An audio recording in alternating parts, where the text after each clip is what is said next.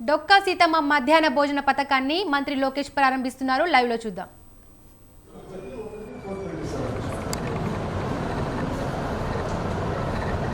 బాగా చదవాలి, అటెండెన్స్ కొంచెం వీక్గా ఉంది, చూసుకోండి. మిస్ అవ్వకూడదు. నేను ఈ 2 years చాలా ఇంపార్టెంట్ 2 years.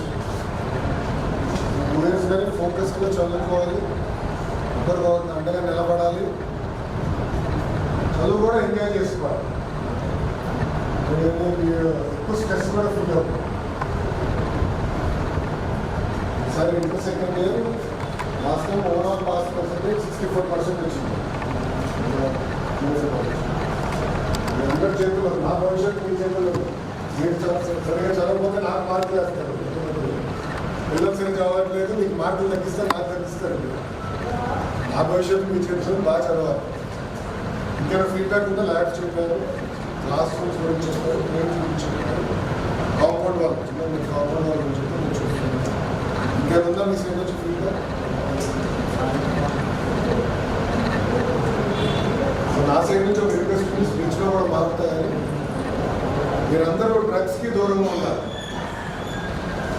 డ్రగ్స్ వద్దు క్యాంపెయిన్ మొదలుపెట్టారు. మంత్రి గారు కూడా ఇద్దరు క్యాబినెట్ సబ్ కమిటీలో ఉన్నారు. తాత్కాలికంగా బాగుంటుంది కానీ డ్రగ్స్ వల్ల కుటుంబాలే నాశనం అవుతుంది. ఒక ఉదాహరణ ఇస్తాను. యువగలం పాదయాత్రలో చంద్రగిరి నియోజకవర్గంలో మహిళా మీటింగ్ పెట్టుకుంది. మీటింగ్ అయిన తర్వాత తల్లి వచ్చి నేను కలిసింది.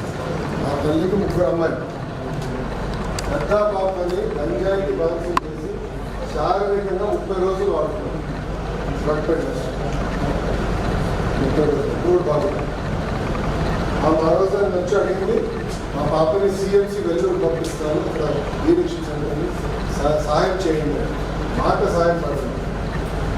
ఇంకో మాట్లాడాడు, మీరు కానీ సాయం చెప్తే పెద్ద కూతురు నేను చంపేస్తాను, అట్లా మిగతా ఇద్దరు వాడకుండా ఉంటారు. అంటే తల్లి ఆవేదన అలా ఉంటుంది. అందుకే మేము కూడా ప్రభుత్వ పరంగా ఉద్యోగంగా తీసుకుని ఇంకా ఫలితాలు రావాల్సిన అవసరం ఉంది. అది సీరియస్గా తీసుకుంటున్నాం.